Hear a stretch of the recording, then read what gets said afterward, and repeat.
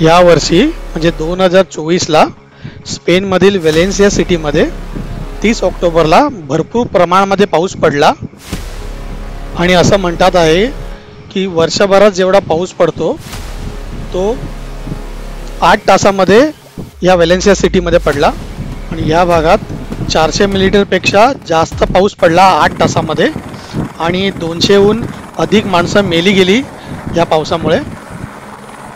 आणि व्हॅलेन्सिया सिटीच्या ज्या भागामध्ये फ्लड झाला त्या भागामध्ये जवळजवळ 8 लाख लोक राहतात।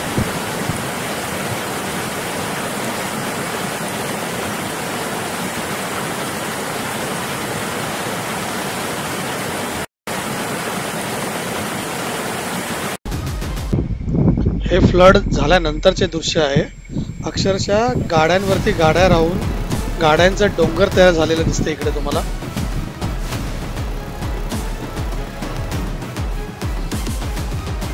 व्हॅलेन्सिया सिटीची सॅटेलाइट इमेज आहे ही।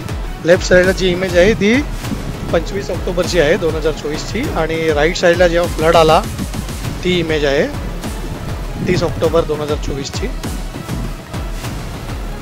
हा जो स्पेनमध्ये फ्लड झाला आहे तशा प्रकारे समजा मुंबईमध्ये फ्लड आला तर का आपण तयार आहोत का? तर माझं उत्तर तर आहे की हो म्हणून, कारण मुंबईमध्ये तो 2005ला फ्लड झालेला 26 जुलै 2005ला तो भरपूर भयंकर होता। त्या टायमाला 944 mm पाऊस पडलेला 24 तासामध्ये। 1000हून जास्त माणसं मेलेली तेव्हा। परंतु अगर स्पेन आणि मुंबईच्या कंपेअर करायला गेलं तर मुंबईचं पॉप्युलेशन हे भरपूर आहे।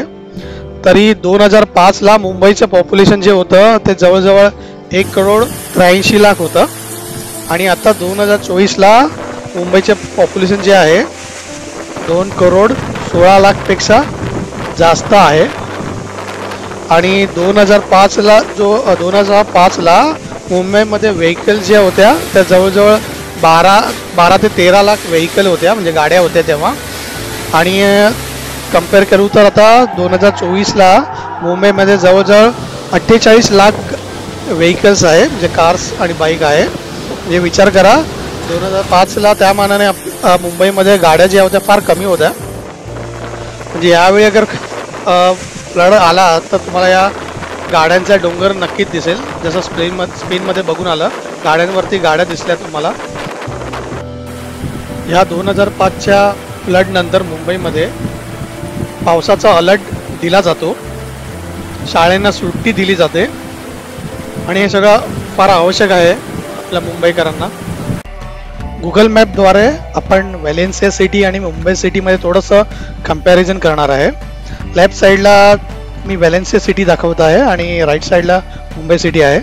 दोन्ही सिटीमधील वेदर आणि क्लायमेटमध्ये भरपूर फरक आहे आणि या दोन्ही शहरातील लोकसंख्येमध्ये देखील फार फरक आहे। मुंबई तुम्हाला माहितीच आहे भरपूर लोकवस्ती आहे मुंबईमध्ये आणि त्यातल्या त्यात व्हॅलेन्सिया सिटीमध्ये लोकवस्ती फार कमी आहे। हा मी जो सर्कल करून दाखवत आहे हा व्हॅलेन्सिया सिटीचा फ्लडने इफेक्ट झालेला भाग आहे। बघू शकता तुम्ही किती वस्ती आहे या भागामध्ये आणि या भागामध्ये जिथे फ्लड झाला या रिजनमध्ये त्या रिजनमध्ये जवळजवळ 8 लाख लोक राहतात। आपण जरा मुंबईचा एरिया बघूया कसा आहे, तो अंधेरी एरिया बघूया कसा आहे झूम करून। वेदर मधला फरक तरी तुम्हाला कळून देत असेल। व्हॅलेन्सियाचा तरी वेदर एकदम क्लिअर दिसतंय, त्यातल्या त्यात मुंबईचं वेदर जे आहे एकदम क्लिअर नाही दिसत आहे। मुंबई आणि या व्हॅलेन्सिया सिटी मधला एक मला फरक दिसून येत आहे तो म्हणजे झाडांचा। व्हॅलेन्सिया सिटीमध्ये मी झूम करून बघतोय आणि मुंबई सिटीमध्ये तर त्यातल्या त्यात मुंबई सिटीमध्ये भरपूर झाडं दिसतात आहे आणि व्हॅलेन्सिया सिटीमध्ये बघा तुम्ही झाडं जी आहे त्यांचं प्रमाण फार कमी दिसतंय। मुंबईतील कुठल्याही भागात गेलं तर तुम्हाला हे कळून येत आहे की झाडांचे प्रमाण आहे ते भरपूर आहे आणि मुंबईतले जे म्युनिसिपल कॉर्पोरेशन आहे ते झाडांना झाड तोडायला अलाउ नाही करत। तुम्ही बघितलं असेल प्रत्येक बिल्डिंगच्या आजूबाजूला झाडं असतात आणि ही झाडं तोडायला आपल्याला परवानगी नसते। ही जी मुंबई सिटीतील झाडं आहे हेच आपलं प्लस पॉइंट आहे। ही झाडं असणं फार आवश्यक आहे। आता 2024 चालू आहे आणि या पुढील 5 ते 10 वर्षामध्ये मुंबईचे पॉप्युलेशन आहे ते वाढणारच आहे, कारण मुंबईमध्ये सध्या बिल्डिंग रिडेव्हलपमेंटचे प्रोजेक्ट भरपूर प्रमाणामध्ये चालू आहे आणि ते देखील 20 ते 40 माळ्याच्या बिल्डिंगी बनत आहे.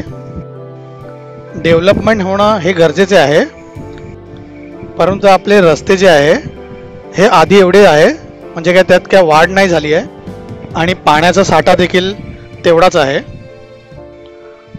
पुढे जाऊन आपल्याला पाण्याची टंचाई होते की अजून काय प्रॉब्लेम होतात आहे ते या 5 वर्षानंतर आपल्याला कळेलच. तरी या मुंबई मेट्रो लाईन्स जे आहे त्या हळूहळू तयार होत आहे. ह्या मुंबई मेट्रो लाईन्स जे आहे त्या आपल्याला फार फायदेशीर होणार आहे. ॲटलिस्ट आपल्या रस्त्यावरतील गाड्यांची गर्दी तरी कमी होईल.